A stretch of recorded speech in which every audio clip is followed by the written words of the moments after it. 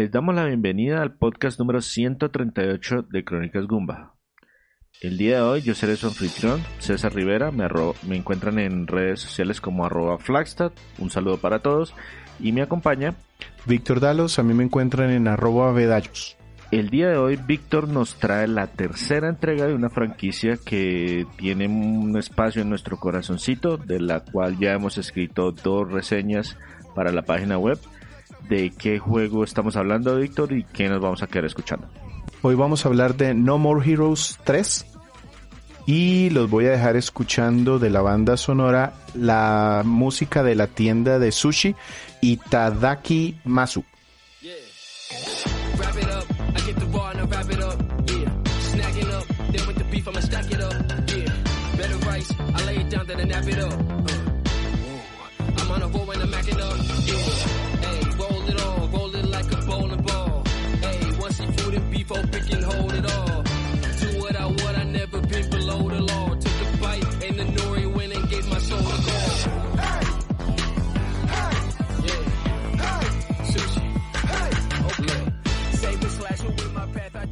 Listo, Víctor. Entonces, No More Heroes 3 salió inicialmente para Nintendo Switch. Era un juego exclusivo, pero actualmente, o en el momento en que escuchen este podcast, ya debe estar disponible para otras plataformas.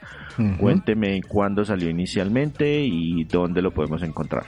Bien, este juego salió en agosto del 2021 para Nintendo Switch y para octubre del 2022 en PlayStation 4, PlayStation 5, los Xbox y PC. Es un juego desarrollado por Grasshopper, que es la compañía de un desarrollador bastante particular. Él se llama Goichi Suda. Suda 5.1 normalmente se ponen como su identificación. Eso es porque Suda es el apellido, pero Go 51 se pronunciaría en japonés literal 50 Go, Ichi sería 1. Entonces, correcto. No es la primera vez que hablamos de un juego de este desarrollador. En podcast ya tenemos en el 64, en la segunda parte, un podcast en donde hubo 3 juegos independientes. Hablamos de un juego que se llama Cinemora. Es un juego de naves precisamente desarrollado por ellos. Y en el podcast 107 hablamos de The 25th Guard de Silver Case. Es una novela gráfica también un poquito extraña y bizarra, como la mayoría de juegos que saca este señor. En el podcast, precisamente en el de Cinemora, hablamos de Grasshopper y de algo de los gustos o de la carrera de Suda 51, que empezó por allá en 1993 como a ser reconocido porque le metía como unas ondas medio psicodélicas a su narrativa. Aparte hablamos de varios de estos juegos, Lollipop Chainsaw, Killer 7, este mismo Silver Case, donde César hizo como una retrospectiva de dónde salió este juego y que tuvo más de una versión. Entonces, no me quise enredar mucho y aprovechando que aquí tenemos a César que nos escribió las reseñas de los 2 juegos anteriores, pues voy a hablar un poquito de la serie, que empezó en 2007. Entonces ya han pasado bastantes años desde su primer juego, que se lanzó originalmente en Wii, No More Heroes, y narra la historia de un tipo un poco raro que se llama Travis Touchdown. Este señor se ganó una katana láser en una subasta y resultó que eso le cambió la vida porque decidió hacerse asesino profesional. Esa es como el inicio de la premisa de ese primer juego. Se enfrenta contra un montón de enemigos como él, tiene que hacer trabajos raros para ganar dinero, es fanático de los videojuegos, del manga, de los cómics, en fin. Si quieren leer la reseña, la que les digo que César escribió para la página, la encuentran por allá para febrero del 2016, creo que fue que se montó.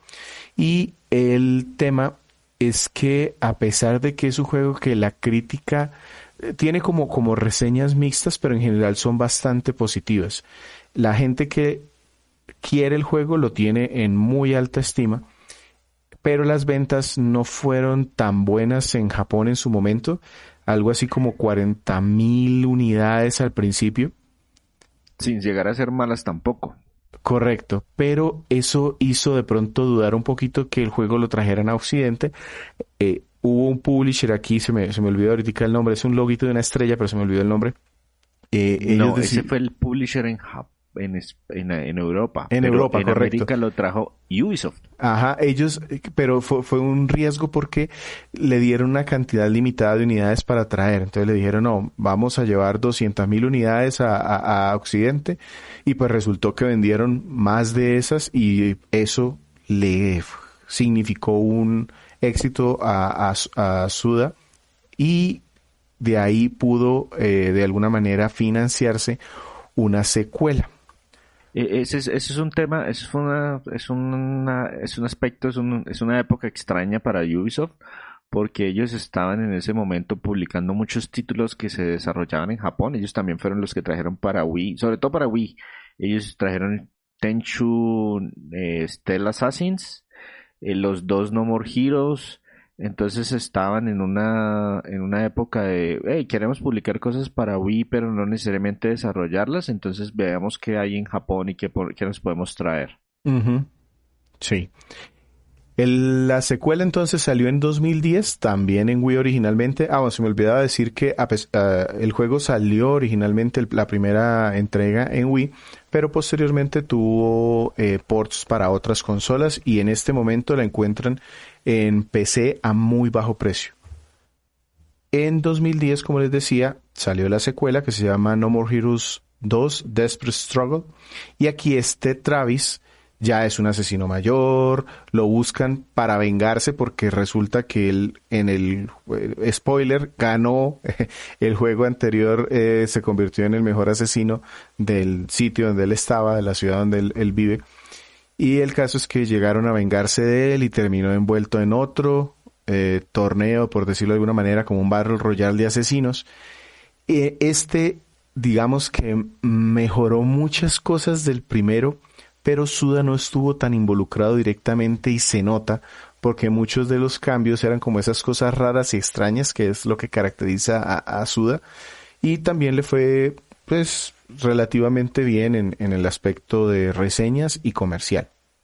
Sí, este quitó cosas que que el juego anterior dijeron que, o sea, en jugabilidad como que lo pulieron, eh, arreglaron muchos de los problemitas que tenía el juego original, le quitaron todo el tema de la exploración del mundo abierto porque era un mundo abierto prácticamente vacío, eh, pero al mismo tiempo hicieron más interesantes las batallas con los jefes, que era como uno de los puntos más fuertes de la franquicia. La historia ya no era como tan loca, entonces ganó en cosas y perdió en cosas, pero en términos generales se dice que es una muy buena secuela. Correcto. De aquí nos tenemos que saltar 9 años al 2019 para que se volviera a mencionar la franquicia, pero no con una entrega principal, sino con un spin-off que salió en Switch. Es un juego de corte muy indie con muy bajo presupuesto y es más una recolección de minijuegos ambientado en ese universo de No More Heroes y es más como para tentar, fue más como para tentar las aguas, buscar dinero y como volver a capturar la atención en el personaje y en la trama. Se aprovecha de eventos, de personajes, de situaciones de los juegos anteriores y básicamente es como si a Travis, el protagonista, se le hubiera comido un videojuego y está lleno de guiños a la carrera de Suda 51 porque trae imágenes de los otros juegos que él ha desarrollado.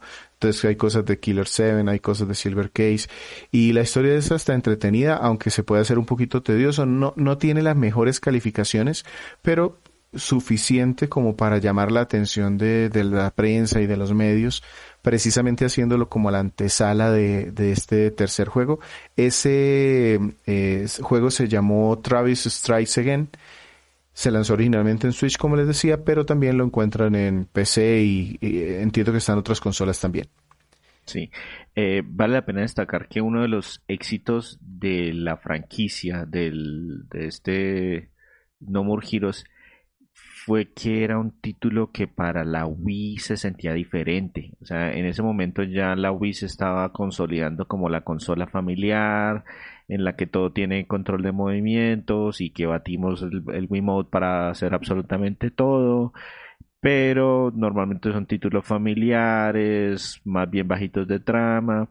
Y la franquicia de No More Heroes representaba precisamente algo diferente porque pues era violento, era con un personaje muy extraño y pues eso fue digamos en parte el éxito de los primeros dos juegos que sin ser extremadamente buenos no son de imprescindibles, definitivamente tenemos que a como de lugar conseguir la consola.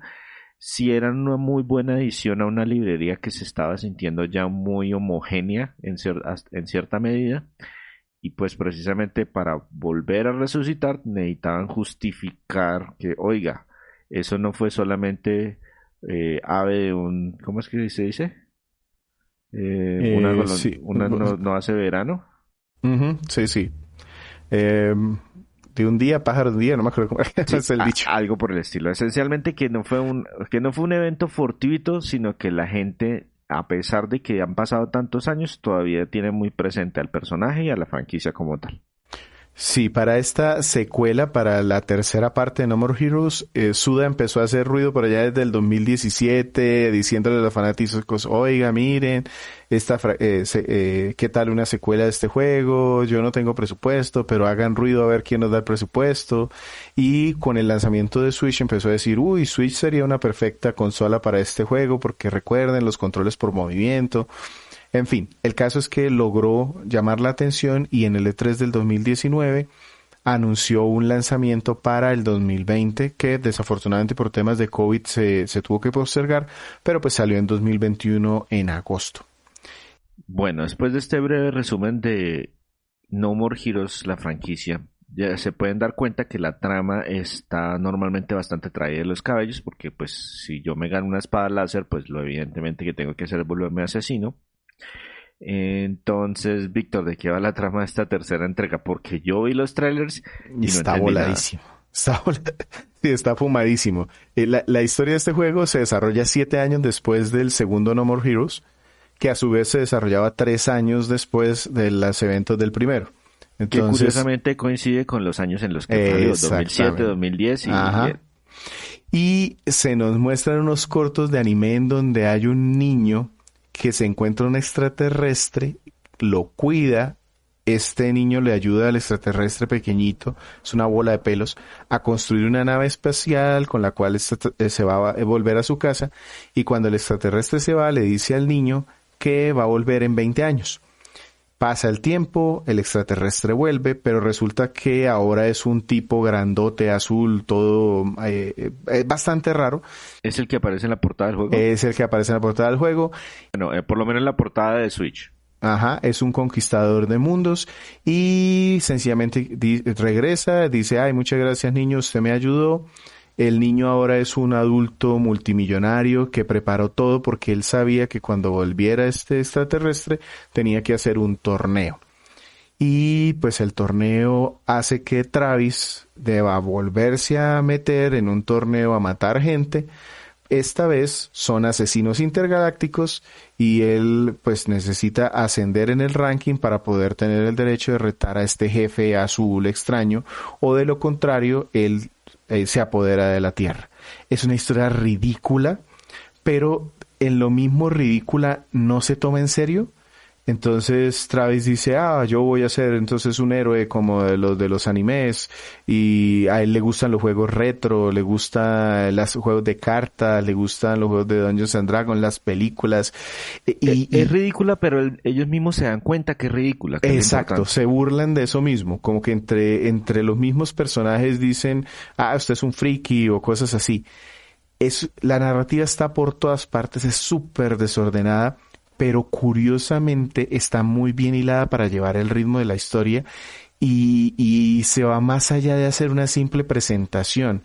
Entonces en algún momento, como les digo, empieza como con un anime de Ghibli, así con estilo artístico de Ghibli, y de pronto hacemos unos combates o algunas cosas y se convierte en un talk show. Entonces se sientan en un sillón y entrevistan a alguien, o de pronto es un publireportaje, entonces aparece alguien vendiendo cosas que tiene que ver con lo que está pasando en la historia, con el siguiente enemigo o alguna cosa, pero es un publireportaje, o en algún momento cambiamos y es un video musical y entonces en el video musical nos cuentan quién es el que viene.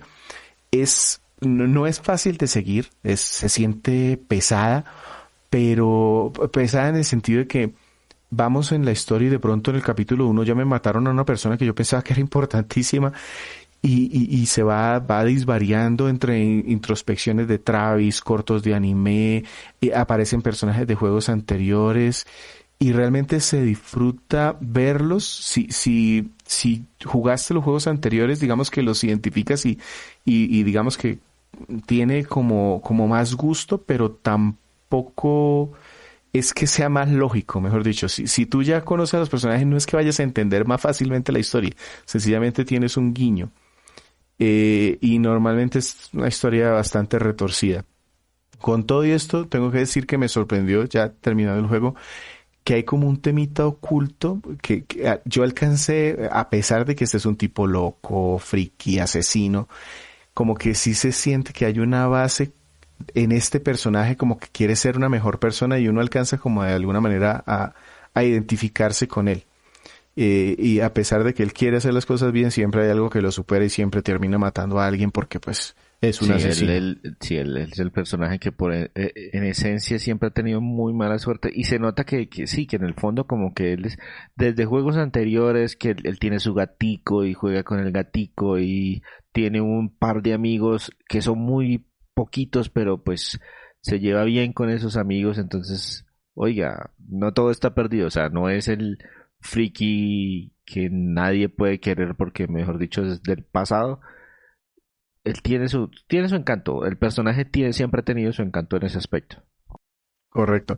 Y hay unas cosas ahí locas. En los juegos anteriores él termina, siempre está siguiendo a una muchacha y aquí resulta que es que ya se casaron y resulta que es que tuvieron hijos y uno no se entera qué momento y luego sale un hijo que es más grande que él y resulta que es que hizo un viaje en el tiempo. No me expliquen qué pasa. La historia es muy entretenida de ver, pero es bastante difícil de seguir.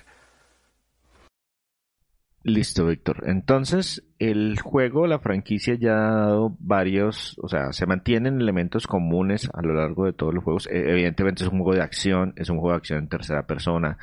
En el primer título se manejaban muchos temas con el control de movimiento.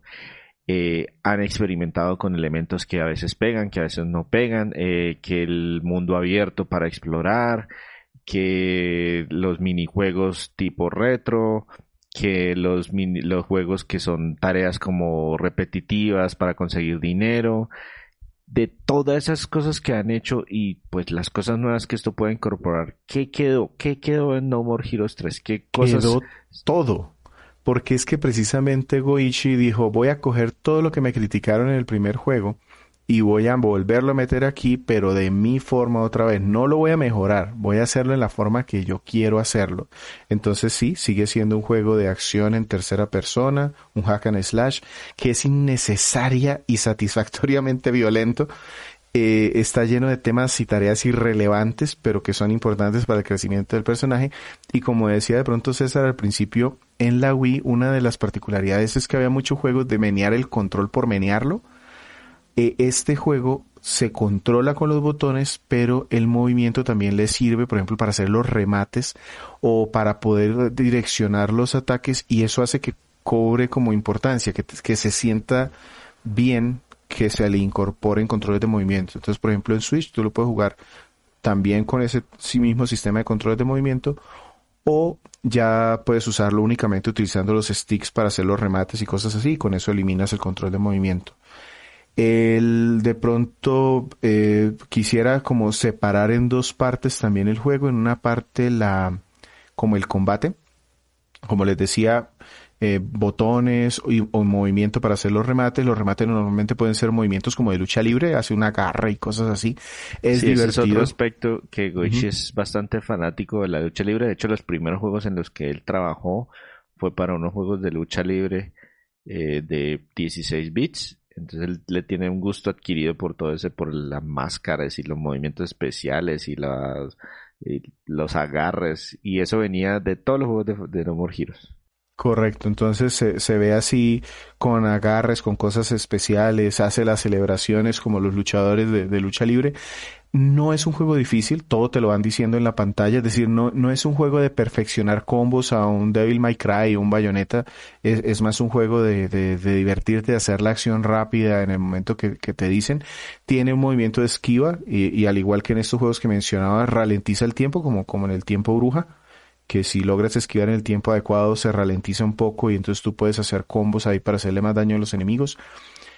Y se divide por capítulos, entonces cada capítulo tiene un flujo, esto no es nuevo, viene de los juegos anteriores, pero pues lo explico acá, en donde me dicen, necesitas una cantidad de dinero para poder inscribirte y retar al siguiente asesino del ranking. Eso nos obliga entonces a cumplir misiones para ganar dinero. Una misión es sencillamente llegar a un determinado punto en donde hay enemigos, entonces ahí se abre un portal, yo entro contra enemigos pequeños, los derroto con mis movimientos de la katana o con movimientos de lucha y eso me da dinero, o puedo hacer minijuegos. Entonces minijuegos como recoger basura, hacer recados, podar el césped, carreras, destapar baños, incluso hay una playa por ahí donde se cambia un modo de primera persona y yo le tengo que disparar unos cocodrilos gigantes porque sí, o sea, los juegos no tienen sentido, pero ahí están. Y hay más modos de ganar dinero, entonces Travis por ejemplo tiene un traje mecánico ahora volador y entonces eso me activa un nuevo sistema de combates que es como si estuviera en el espacio, como en un Gundam, como en un traje de estos armados. Y cuando ya se tiene el dinero, entonces va uno a un cajero automático, paga el fee que le están pidiendo, el dinero para La cuota de inscribirse. entrada, Ajá. la Y con tarifa. eso ya vamos contra el jefe del capítulo, que es otra cosa. Es decir, los jefes son normalmente enemigos grandísimos o si no son grandes, por lo menos alguna cosa rara tienen. En alguno cambia el escenario, en otros le ponen áreas con riesgos. Hay una batalla de rap, hay otra que es un juego de las sillitas musicales, de esos que van jugando alrededor de las sillitas y va ganando el que logre sentarse. Hay otro que parece una pelea de RPG por turnos. Hay uno que es una pelea de Smash Bros, por favor, o sea, es en 2D a sacarse de la pantalla, o sea, es una locura, pero está muy bien hecho. El combate en general es excelente. Yo me atrevo a decir que es el que más he disfrutado de la serie. Yo he tenido la posibilidad de jugar los 3 juegos, bueno, los 4 contando el spin-off. Y creo que es el mejorcito, como el más pulido, sin ser pues un juego de acción que desbanque a los mejores del género, pero Sí, no es un hack and slash de alta precisión y combos complejos, sí, sino es más una mezcla así como de machacabotones con un poquito de estrategia. eso, exacto. O sea, no es un Ninja Gaiden, pero tiene lo suyo. El resto es la exploración, entonces volvieron al tema del mundo abierto, pero aquí lo hicieron no tan grande, semiabierto, pero volví a hacer lo mismo y lo dejó súper plano, casi que ni tiene sentido que exista, da como una falsa idea de que uno tiene un montón de posibilidades, pero en realidad uno termina siendo es un recadero en un mundo grande, pero irrelevante, y eso incluso Suda lo comenta en hay algunas secciones donde se pone a hablar o libros o códex y Suda lo dice en el juego, dice, es que esto lo hice porque como me criticaron en el primer juego que en las zonas aéreas no tenían cosas para hacer o que eran muy pequeñas, entonces aquí los hice más grande y le pongo menos cosas y ahora hago 5 zonas abiertas con paisajes diferentes. Incluso hay secciones en donde Travis y los amigos rompen la cuarta pared y se quejan de cosas como, no, es que los videojuegos a mí no me gusta que a veces piden cosas sin sentido en cuanto a la exploración y solamente por alargarlos y lo ponen a uno a repetir cosas y justo la siguiente misión que le ponen es repetir cosas y ahí me tienen a mí trepando como un idiota palmeras para ganar monedas. Eh, Recorrer el mapa grande con poquitos punticos y yo voy allá porque pues termina siendo entretenido hacerlo para ganar el dinero. Afortunadamente pues al principio es como obligado pero luego le ponen en un fast travel y se nota que es como a propósito. Como, Afortunadamente. como que se están burlando de ellos mismos y lo pone ahí como, oiga, moléstese, pero ya nos dimos cuenta que ya, hey, ya se dieron cuenta, ya nos dimos cuenta, ya entendimos el chiste, genial, ahora sí avancemos. Exacto. Afortunadamente sí vale la pena como explorar porque pues sí le ponen a uno en el último rincón del mapa algún coleccionable. Entonces que si aquí encuentra una camiseta o si encuentra la tienda de sushi o que si encuentra algún animal, un escorpión que hay que llevarle al señor de la tienda de sushi o algún gatico, cosas así. Los minijuegos, aparte, aquí en el tema de exploración, también a veces se encuentran algunos que son solo por coleccionables o por puntaje. Entonces, por ejemplo, lanzarle una pelota al gato no sirve para nada, pero ahí me tienen a mí lanzando la pelota al gato a ver si logro obtener más puntajes o más escorpiones o leer algún libro, cosas así. Es decir, está lleno de un montón de cosas que no sirven para nada, pero que ahí están, son parte del juego. Se me olvida de pronto una parte ya para cerrar la jugabilidad y es que yo puedo mejorar a Travis. Entonces, para los combates yo puedo comprar, por ejemplo, ir a la tienda de sushis que le puedo dar un boost temporal en algunas de las habilidades. O también hay formas de que aprenda técnicas nuevas, movimientos, o ponerle chips a la katana para que tenga poderes especiales. Entonces, alguno, por ejemplo, permite lanzar rayos como para atacar de lejos o ralentizar el tiempo durante periodos más largos. Entonces, puedes jugar con eso también. Hay varios niveles en donde incluso la exploración cambia la perspectiva. Hay uno en donde parecía una película de terror, entonces lo pone uno como en primera persona y es así como la típica película de esas de terror en donde solo una lamparita y de pronto hay jumpscares, porque sí, lo meten en cualquier punto. En general es una mezcolanza de cosas que funciona bien, que tiene una estructura muy definida y que en general es divertido sin ser como muy pulido en nada. O sea, el combate no es el mejor, la exploración no es la mejor. Todo está ahí como para burlarse o porque se nota que el autor lo quería poner en algún punto para hacer una referencia a algo. Con respecto a esas mejoras, Víctor, ¿cuál es el criterio? O sea, ¿cómo hago yo para adquirir esas mejoras? ¿Recibo experiencia o al final de cada combate o recibo dinero? Cómo es el tema? Aparte, cuando hago los combates, los minijuegos y todo, me dan como dos tipos de moneda diferente. Una es la que tengo que utilizar para pagar la entrada al torneo y otra que es como una moneda que viene siendo experiencia. Y esa es la que voy y gasto en unas maquinitas allá en el sótano del hotel donde siempre ha vivido Travis, pues. Y en ese, entonces yo decido si mejoro las habilidades o si voy y compro un chip o si voy y le compro comida, porque la comida también la puedo utilizar en la mitad del combate para curarlo y esas cosas. Entonces básicamente son como dos tipos de monedas que me gano, por la mayoría de actividades me dan esas dos monedas. Listo, Víctor. Y con respecto a la dificultad, normalmente estos juegos siempre han tenido una curva un poquito extraña de dificultad. Yo recuerdo que, si no estoy mal, en la segunda entrega empezaba todo como va muy bien, como esta cosita se estaba volviendo complicada, y de repente aparecía un enemigo que, mejor dicho, me sacaba lágrimas de sangre, y luego después de que lo pasaba, otra vez la cosa se vuelve normal, la cosa se suaviza. ¿Cómo anda la curva de dificultad en este juego? No se me hizo un juego especialmente difícil. Realmente tuve uno o dos problemas con algunos de los jefes, pero es más porque el jefe tenía algún tipo de mecánica diferente. Pues les decía, es que tenemos un juego de Smash. Entonces cuando me di cuenta que era un juego de Smash, perdí el primer combate y cuando ya supe, es que aquí me están pidiendo que haga esto, entonces ya lo pude pasar. Realmente no lo difícil. En duración sí, yo le gasté casi 20 horas a este juego, como unas 18, pero se puede pasar muchísimo más rápido. Yo creo que en unas 10, 12 horas se puede pasar sin problema. Listo, Víctor. Ahora entonces hablemos de los aspectos técnicos. Primero la parte visual, ¿cómo se ve este No More Heroes? Porque ya me dice que ha mezclado un montón de temáticas, por lo menos visualmente, que tiene diferentes tipos de áreas y diferentes tonos e incluso de animación y todo el respecto. Pero también recuerdo que los juegos originales jugaban mucho con que, como las capacidades técnicas de la Wii no eran las más altas, jugaban con esos elementos de hacer polígonos, personajes con poquitos polígonos y efectos más como de cel shading para tratar Ujú. de mitigar ese elemento de que, oiga, no puedo utilizar texturas super realistas en la consola, pero con esto se ve suficientemente bien. ¿Cómo entonces funciona este No More Heroes 3? Tenemos lo mismo y de hecho Switch también entra, no es la consola más poderosa del momento, entonces también retoma el cel shading, haciéndolo como muy consistente con con las precuelas. Utiliza Unreal Engine 4, pero como si fuera lo que viene de paquete, porque se ven algunos personajes como muy sencillos, muy, muy simples. Pero la gracia está en la mezcla de estilos. Entonces en algún momento es un anime, en algún momento es un tipo más oscuro, como si fuera detectives, en otro momento es un video musical, en otro momento es un cine de terror, pero sin perder este estilo de cel shading, de gráficos pues detallados en espacios cerrados. En los espacios abiertos es muy simple, muy plano, colores muy, muy planos, texturas muy pobres. Afortunadamente en los combates se mueve muy bien, 60 frames por segundo continuos sin problema.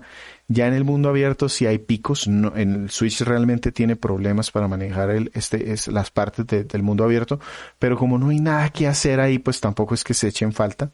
Uno tiene ahí una supermoto y No, se no monta requiere uno los reflejos No, rápidos del para nada. combate del otro espacio. Sí, porque pues creo que el problema ahí con el mundo abierto creo que es un poquito con el tema de la RAM, que no sé si es esencialmente, pero sí lo he visto en varios juegos que cuando la Switch trata de hacer mundo abierto tienen que ser un equipo muy especializado como los de Xenoblade para que lo maneje de manera Ujú. satisfactoria. Tiene una particularidad, yo les decía que cambia el arte y muchas veces cambia como de enemigo a enemigo. Recuerden que yo tengo que pagar para ir subiendo en el ranking. Entonces el juego maneja eso como si fueran capítulos aparte y se toma el trabajo en hacérmelo como si fuese un capítulo de un anime aparte. Y el capítulo tiene intro y tiene ending, o sea, tiene canción de inicio y canción de final. Luego da una animación como si fuese una...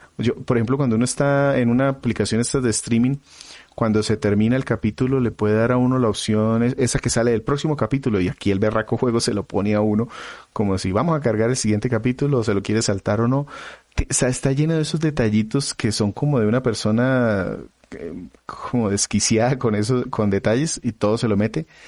Pero pronto, de pronto está uno ahí viéndolo y lo interrumpe está jugando, recorriendo el mundo, y lo interrumpe para mostrarle publicidad, como si estuviese haciendo zapping en un programa.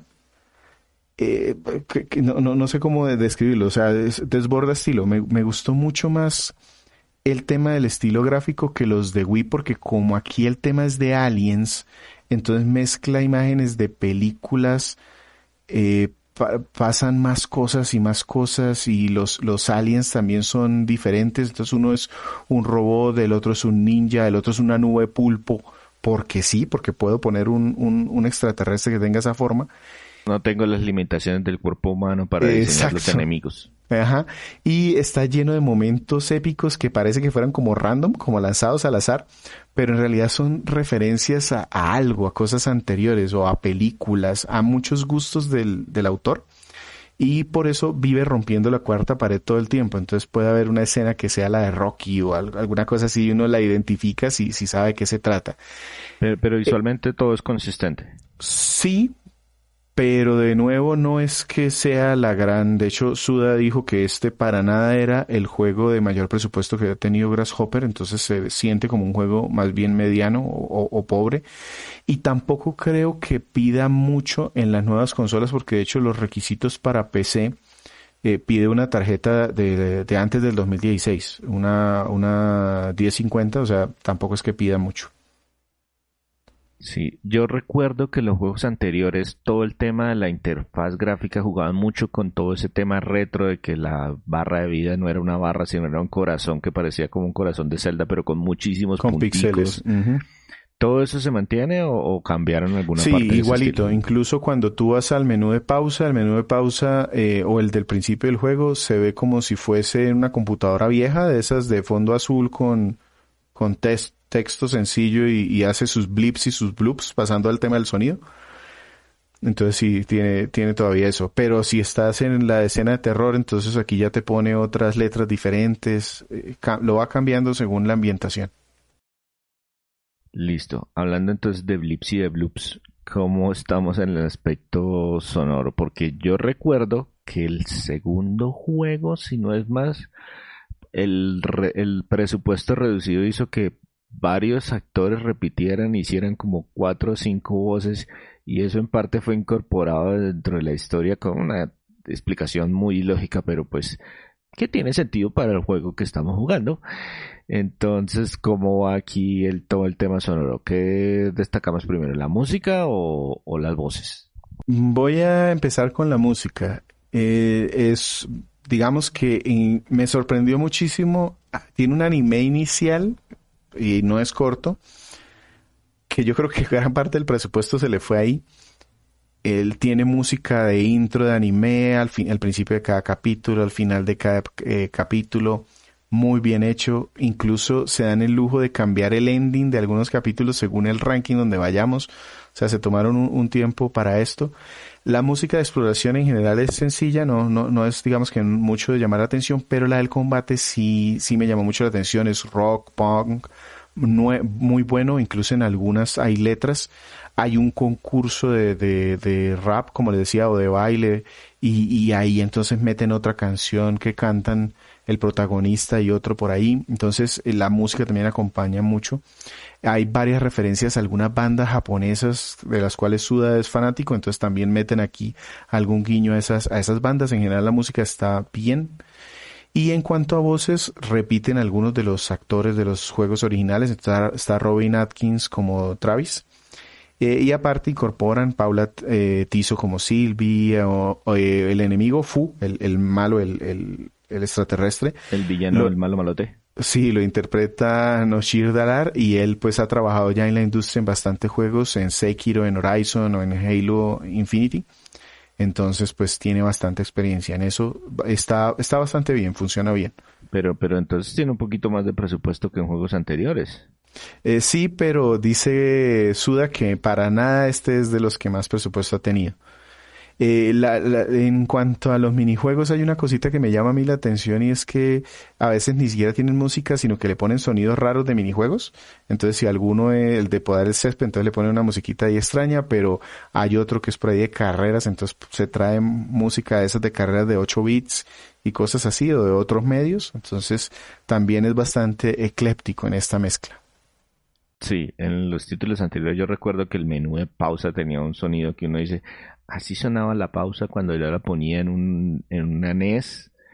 Eh, Recuerdo que también había varios minijuegos que eran todos estilo retro y pues eran sonidos de chiptune, o sea, se traían, no sé cómo hacían para emularlos exactamente, pero los agregaban ahí en medio de todo hey, tenemos capacidades de CD y suerte porque aquí les vamos a poner música de 8 bits. Sí, correcto. Correcto, de hecho los voy a dejar escuchando de la banda sonora el tema de ending del anime al concluir un capítulo. Se llama Night in Prague, cuando estamos en el ranking número 9. Este es de Nobuaki Kaneko, precisamente él es uno de los compositores de una de estas bandas que le gusta a Suda 51.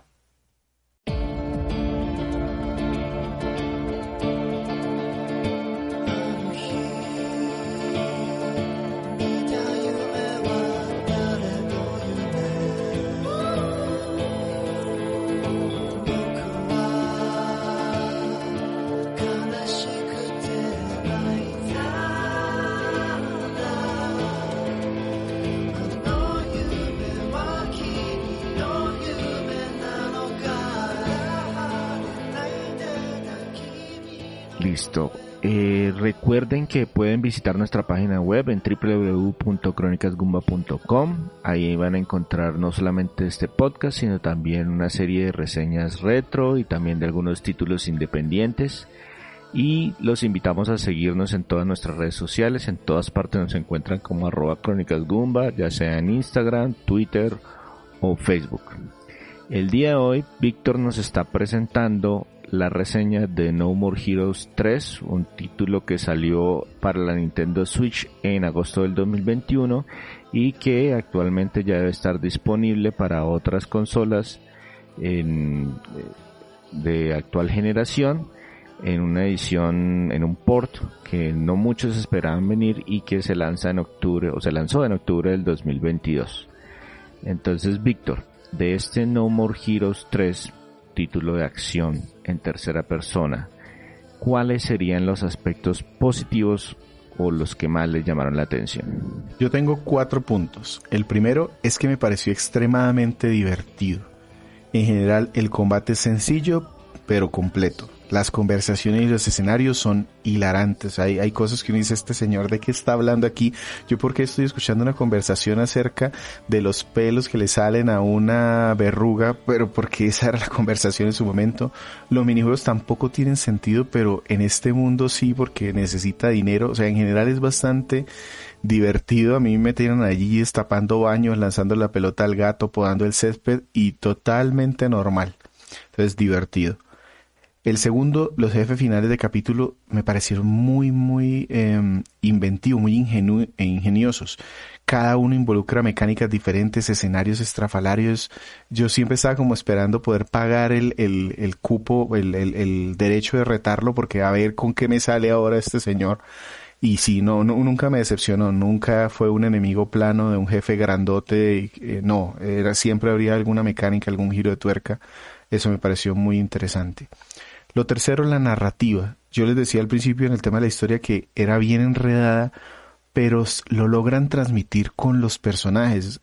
Yo no sé cómo logré en este juego. En las anteriores me quedó más difícil, pero en este sí logré de alguna manera entender a Travis un poco más, y se nos presentan con cosas raras, como por ejemplo conversaciones de codec a lo Metal Gear, con otro anime, o con un talk show, o con un sitcom, o con un podcast. Hay un podcast, o sea, este señor va escuchando un podcast en algún momento que me está contando parte de la historia.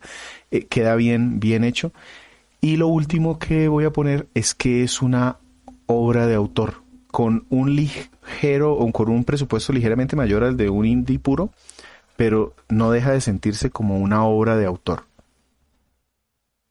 Y de esto hay que destacar que pues normalmente en un juego, sobre todo en estas generaciones en las que ya tienen que participar cientos de personas en el desarrollo, que la visión del autor persista a lo largo de un juego es muy complicado. Normalmente intervienen muchas manos que le meten ideas, y no, es que la industria dice que hay que hacer tal cosa, o es que la industria dice, o que se vuelve mucho como pintar por los números, pintar según los números. Es que no, es que el juego tiene que tener mundo abierto y tiene que tener atalayas, y las atalayas me tienen que descubrir dónde están las misiones, y todo usted tiene que tener un árbol de habilidades que funciona así, que están como muy homogéneas, y esas individualidades se pueden apreciar normalmente en esos títulos que son desarrollados por un equipo de 4 personas, un individuo único que, hey, es que yo quiero que mi juego sea así,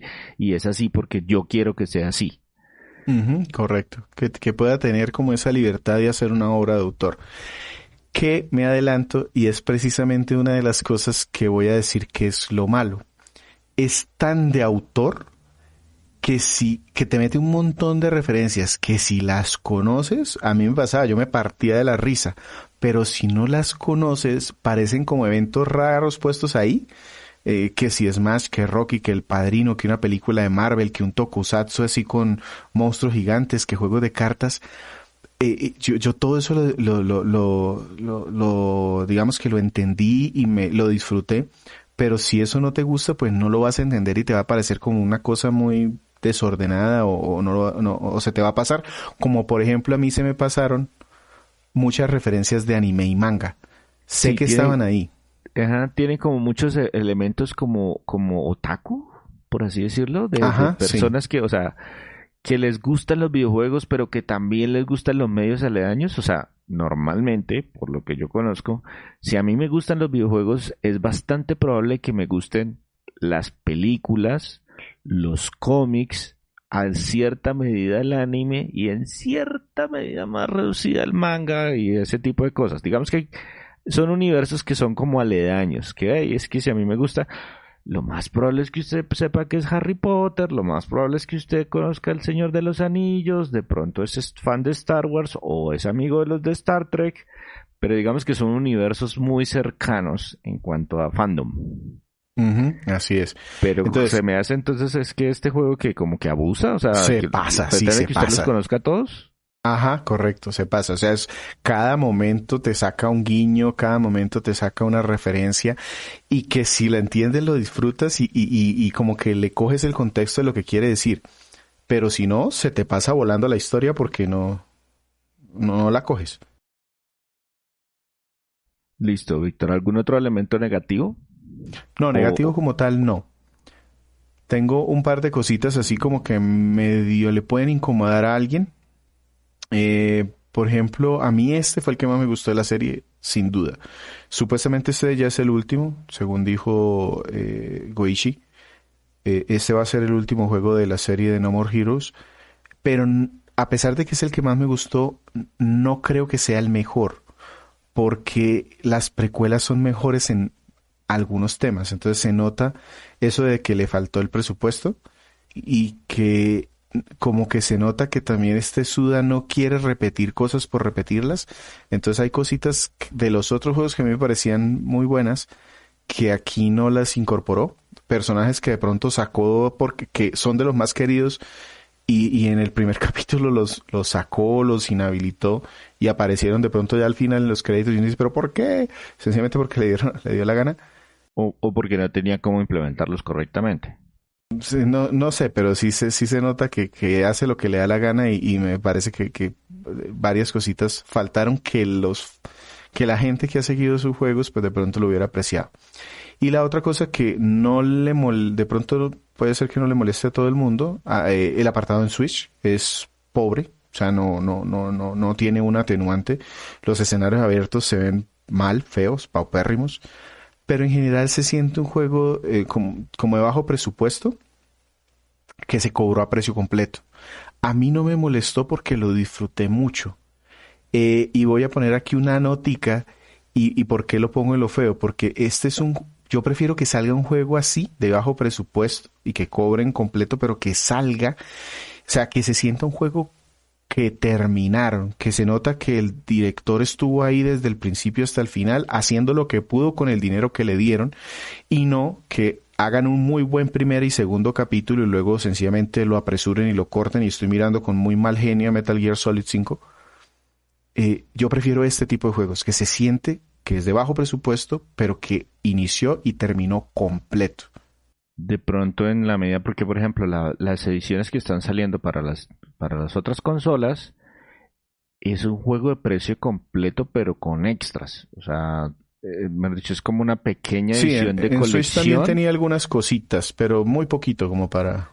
Sí, porque son como unas pequeñas ediciones de colección por el precio normal. O sea, lo que usted diría, es un precio es un juego de precio completo. Y de pronto, más adelante lo que pueda suceder es que van a aparecer unidades sueltas que pues van a estar a un precio más interesante o reducido para los que de pronto quieran probarlo. ¿Algo más o pasamos de una vez a hacer alguna recomendación? A ver, como recomendación, tiene este juego una gran ventaja. A pesar de todo lo raro que les he dicho, de que tiene la exploración, del tema de la historia, el centro, digamos que no dejan de ser los combates, es un juego de acción. Entonces es muy fácil de que cualquier persona se aproxime a él o se acerque a él, sabiendo que los aspectos técnicos son bastante modestos. Entonces, si te gustan estos juegos de acción, yo lo pongo como un comprable, a pesar de que sí el precio está un poco alto. Entonces, para el público general le doy un alquilable, pero para las personas que les gustan los juegos de acción, yo lo voy a poner como un comparable porque es muy divertido y le mete un montón de cosas que lo hacen un juego diferente. Y si has jugado alguno de los anteriores y te gustó o te llamó la atención, sin duda, o sea, hay que comprar este juego porque vale la pena pues tener este tipo de experiencias que no son muy comunes. De paso a completar la trilogía, a mí me estaba preocupando ese tema porque yo tengo los dos primeros y dije, no, el tercero está en Switch y yo no tengo esa consola y no pienso comprarla. ¿Qué voy a hacer? En el peor de los casos le pediré prestado a Andrés, que él tiene todos los juegos y no ha jugado ninguno. Pero afortunadamente anunciaron estas versiones para otras consolas, a ver si eso de pronto le da un poquito más de visibilidad a la franquicia como tal. Sí. Para que las personas que de pronto no conozcan la franquicia, de nuevo los invitamos a que lean las reseñas que están en nuestra página www.cronicasgumba.com, y en PC consiguen estos juegos a menos de $10, es el precio total. O sea, cada uno los consiguen facilísimo. Listo, Víctor. Entonces, el día de hoy, yo fui su presentador, César Rivera. Un saludo para todos. A mí me encuentran en redes como @Flagstad, y de verdad los invitamos a que se peguen esa visita a la página web, lean las reseñas, nos comenten si encuentran algo interesante, o nos digan si quieren escuchar o si quieren leer sobre algún juego en particular. Estamos muy atentos a sus sugerencias, sobre todo en redes sociales, donde nos pueden seguir como @crónicasgumba. Nos sirve un montón si nos dan ese like o si nos dan ese compartir para que más personas nos conozcan. Y el día de hoy nos estuvo presentando No More Heroes 3. A mí me encuentran en @Bedallos. Muchísimas gracias por escucharnos el día que haya sido hoy.